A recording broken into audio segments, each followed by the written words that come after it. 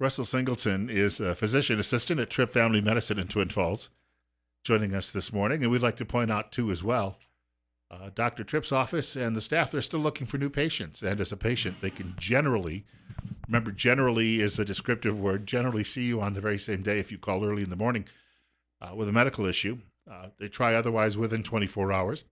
The office is located on Fillmore Street in Twin Falls. You'd find it directly across from the main post office. And they have a wonderful slogan, life's too short not to feel good. Actually, we're going to talk about things that make you feel good today, too, as well. Bill Colley with you on Top Story as well. On News Radio 1310, KLIX, and newsradio1310.com. We're at 20. It's 8:34. First of all, welcome back. Hey, thank you. It's good to be here. We Can we tease a little bit of the program that we're going to hear some musicianship a little later? Yeah, I am going to take advantage of this very unique opportunity on this very special day to share a little something with my But Valentine. music can make people feel good, too, Absolutely, and that's kind of what we're unless talking you're about. listening to Paul Simon. Well, we'll talk today about what makes you feel good, especially when it comes to love and affection. We're going to talk about the science of attraction. So, I've got some notes from a paper by Dr. Helen Fisher from Rutgers University. So, we'll talk a little bit about the biochemistry of love and attraction, and get everyone ready for their Valentine's Day. I have a friend, and she's just a friend, but I used to know her from way, way back. She lives in Seattle, and she talks always very clinically. Well, she worked in a clinic for a long, long time, and she'll always tell me that it's all about your endorphins. And she says, love will make your endorphins fire. And I hear that. So I know that I hear the reference to endorphins. I don't know what they are, though. Well, what we're going to actually talk about today would probably be better classified as monoamines. And these are hormone, I guess, chemicals or molecules that kind of bridge the gap between the neurological system and the endocrine system. It's how your brain communicates with the rest of the body. So we'll be talking about hormones like testosterone and estrogen, but we'll also be talking about things like dopamine and serotonin. People who there was a event a couple of weeks ago in Twin Falls. One of my coworkers was talking about it called speed dating, and there are going to be moments where people meet someone else and nothing happens. And then there are those moments where people meet and it clicks. Sometimes it can click immediately. You see someone from across the room. Other times you may know someone for 6 months, a year, and all of a sudden it clicks. Why such a disparity? Well, Dr. Fisher divides love or I guess attraction into three basic categories, and so we could probably identify us as experiencing one of these particular categories at any time towards any person or group of people. The first one is lust, and that's driven by our reproductive organs. It's driven mostly by testosterone, but estrogen to a degree drives that as well. The other phase is attraction, and that is where the dopamine, the norepinephrine come in. But the last one is attachment, and we'll talk about oxytocin and vasopressin, those bonding hormones. So it depends on the relationship, it depends on the context, but in any one of these categories, which I think could be applied to probably almost any relationship, there's some chemical communication going on within the brain. There was a professor of mine in college who was sharing with us that research also shows that if you live in a reasonably populated area, there's likely someone within 5 miles of where you live who you could technically fall in love with, because so many people think it's like the Middle Ages ideal of this, that there's just only one true person out there for you. Yeah, yeah, that's a good question, and there's probably yeah, a deep answer there. We could pontificate on that for a while. I believe that you probably could have a loving, supportive relationship with more than one person. However, at this point, I have to say that I found my true one and only love.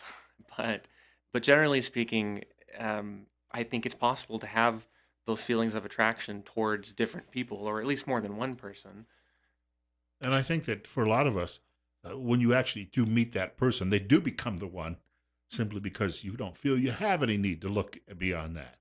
Well, the brain starts to fire its reward pathway. We start to get feedback from dopamine, and in much the same way we can become attracted and even addicted to things that we like. from food to experiences to illegal drugs, we can have that same connection, that reward, and maybe even that addiction to people, to the point where we're having withdrawals when dopamine levels are falling. We're away from that person. It's possible to have a similar withdrawal type syndrome. I know I talked to an old college era girlfriend one time, and it turned out we both, after we parted, had similar withdrawal symptoms. We were depressed for a while, Hmm. but life went on, and then we both rebounded, went other directions, and the like. So apparently, that's all related to that physiological. There's a recovery that takes place. Yeah, at least to a large degree.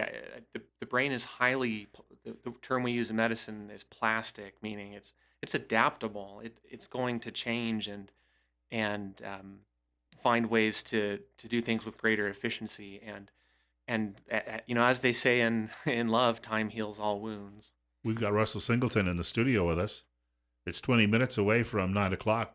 Trip Family Medicine, Better Health with Trip Family Medicine this morning on News Radio 1310 KLIX and newsradio1310.com. And if you're going outside, you might want to take a jacket. It's 22. Our guest is Russell Singleton, and what he's doing is he's warming up over here. Uh, this is what you have to do when you're actually at open mic night. You got to adjust the seat. You got to make sure you're. Pavarotti used to take a teaspoonful of, he said, honey before he would sing. So I tried that one time. I have to admit, I took like a bit of honey before I went on the air. Could barely talk. So I don't know if it's. Seems like it would gum stuff up. Yeah, I think so. Yeah. People, we were just talking off air about people who've been together a long time.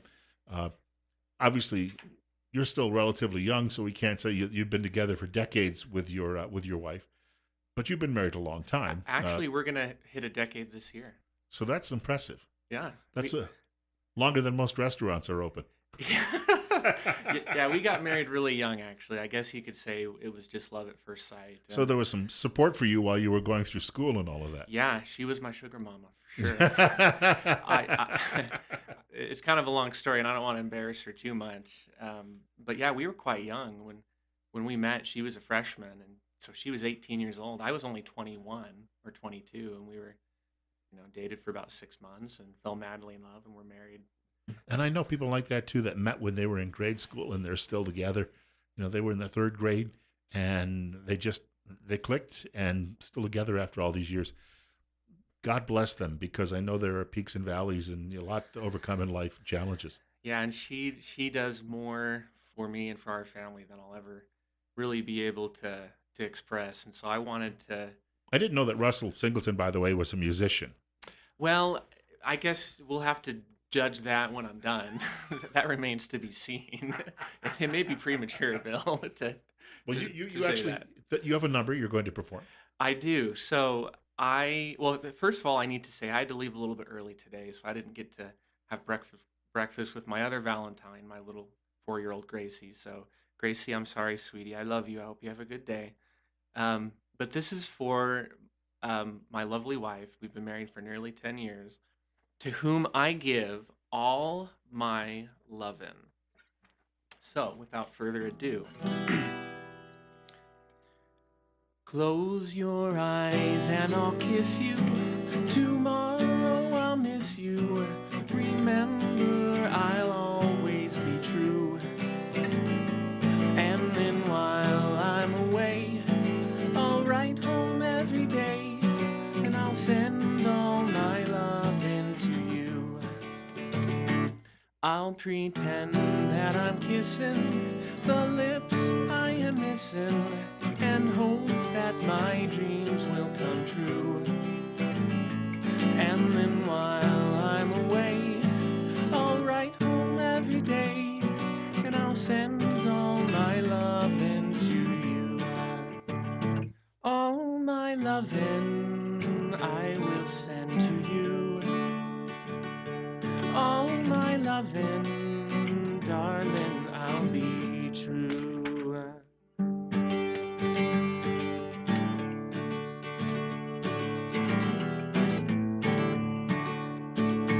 Close your eyes and I'll kiss you. Tomorrow I'll miss you. Remember, I'll always be true.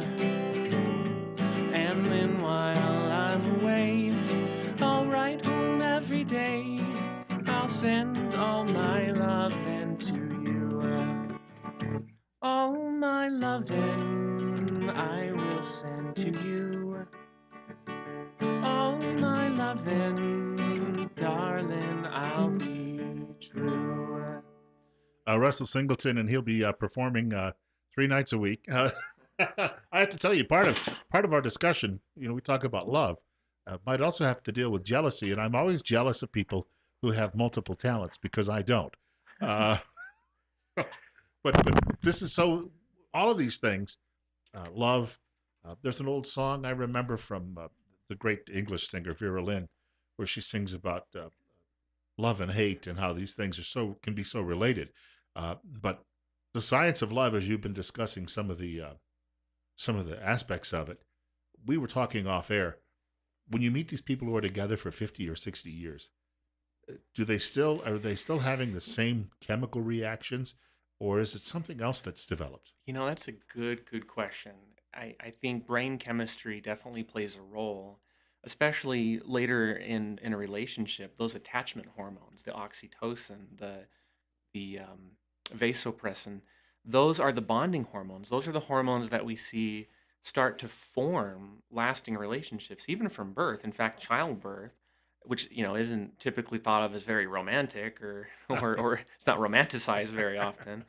That's where the mother really starts to feel that bond with her child, and it's largely because of oxytocin. Breastfeeding does the same thing.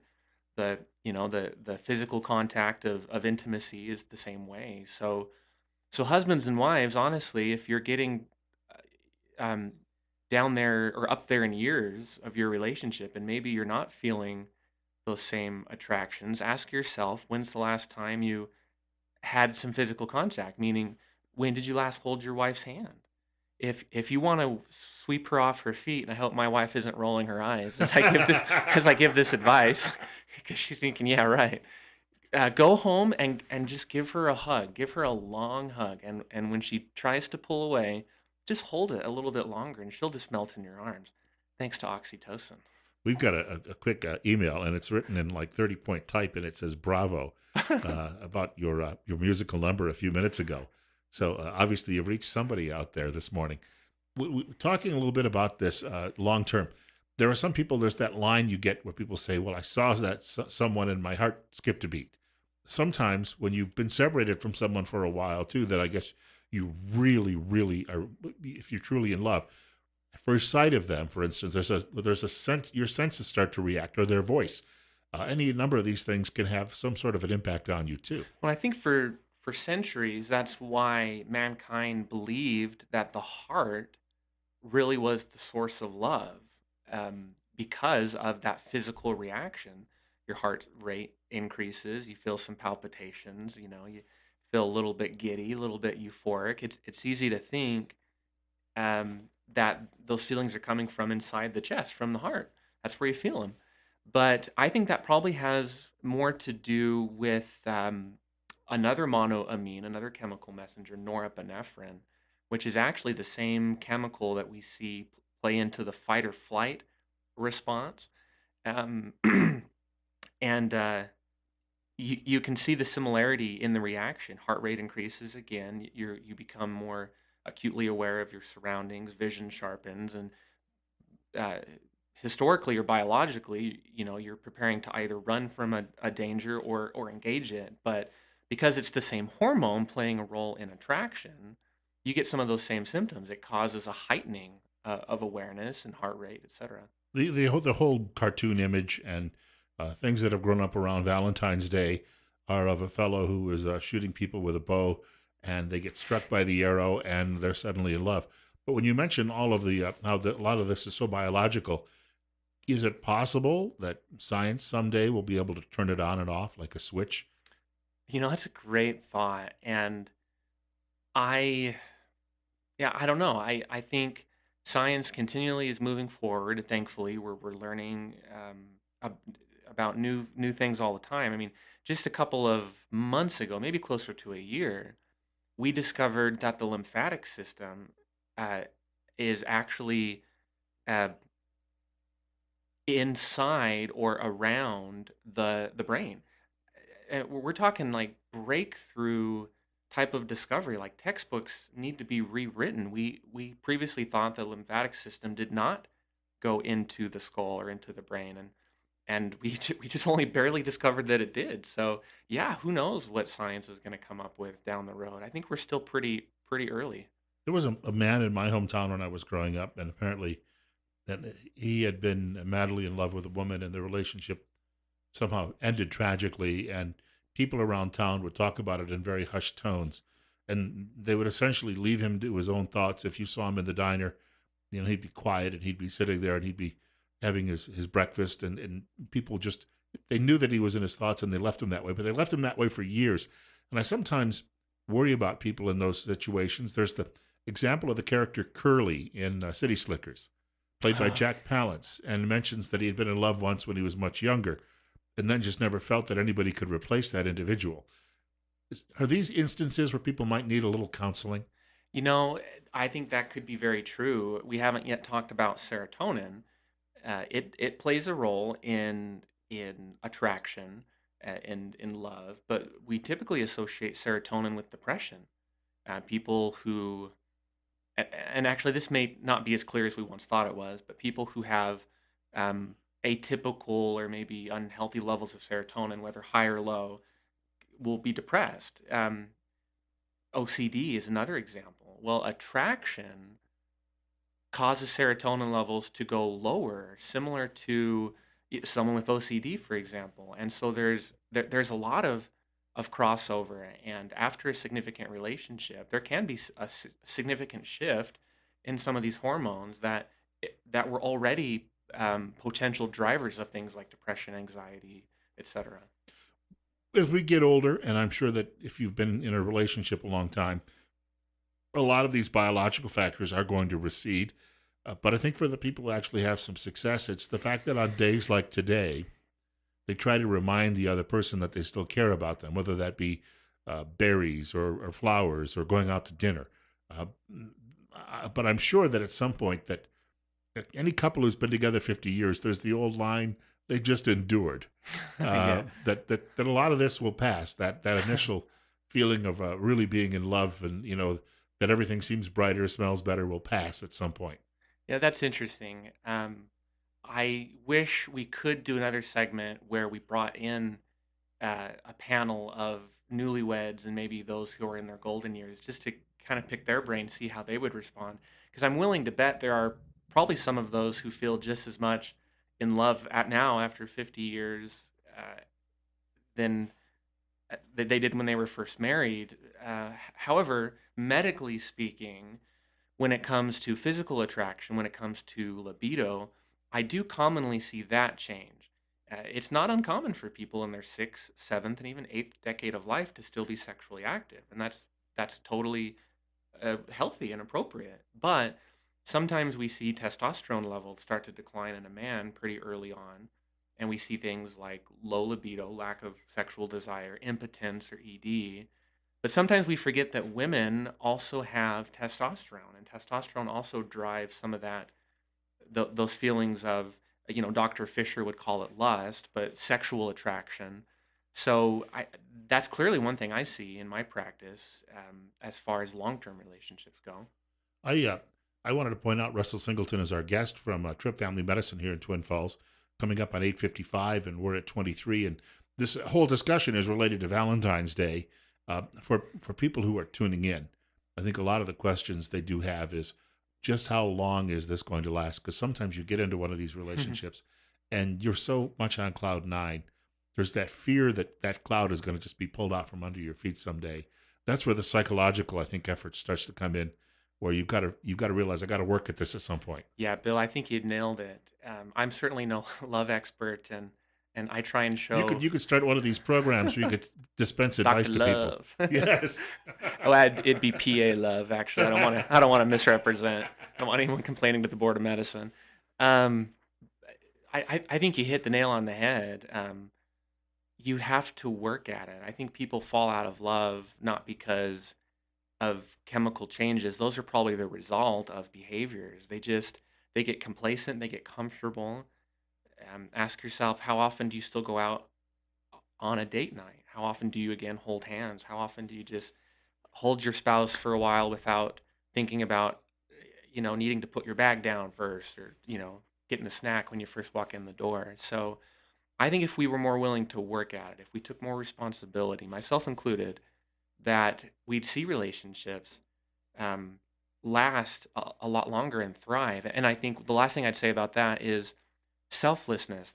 If we can achieve putting our partner's needs and desires above our own, I think that would ensure any relationship many years of joy. The newspaper columnist, the syndicated columnist Cal Thomas, is an acquaintance of mine from several years ago, and so we're Facebook friends.